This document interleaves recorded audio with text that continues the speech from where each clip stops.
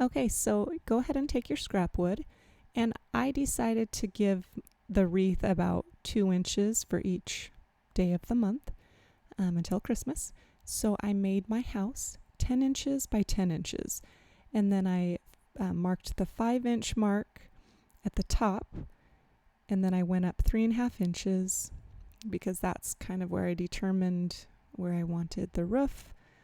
Kind of eyed it with some pencils, measured it, figured out, and then mark your roof lines. Now before you cut, let's mark your spots for drilling the holes. I marked every 2 inches on each side, and this is going to make sure that my holes are all lined up. And then I just used painter's tape, just 1 inch, and I lined it up mark to mark. And then what you're going to do is you're going to take your ruler at each tape spot, and we're going to mark at 1, 3, 5, 7, and 9. That will give us 5 holes across, and it leaves 1 inch away from the edge. So this will give us 25 holes to count down till Christmas, and they are evenly spaced and symmetrical. And go ahead and mark it on the painter's tape. We're going to drill on the painter's tape to help with some tear out.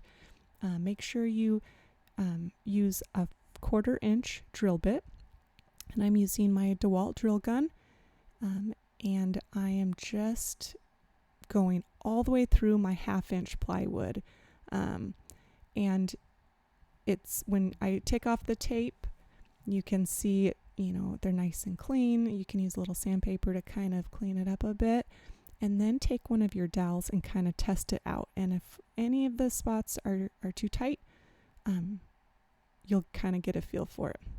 Okay, so now it's time to cut out the house. I just used my DeWalt circular saw. You can use jigsaw. I just eyed it. I didn't clamp any guides. I was not worried about perfection. It's a boho countdown house, so it doesn't have to be absolutely perfect. And then I went ahead and gave it a nice sanding. Now, I sanded the entire thing because I went ahead and added a farmhouse color stain to mine. Now, you can paint yours or leave it natural, whatever you want to do. And once you're done sanding, give it a nice cleanup, and then you can treat it however you want. So I just used 1 inch dowel wood pins, and they're a 1/4 inch in diameter, just like our drill bit. So this is a great part for kids to help with. They just hammer until it stops, and it works out pretty well.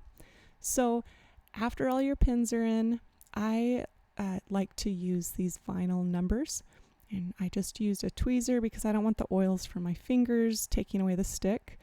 And then you just add your numbers above each dowel pin.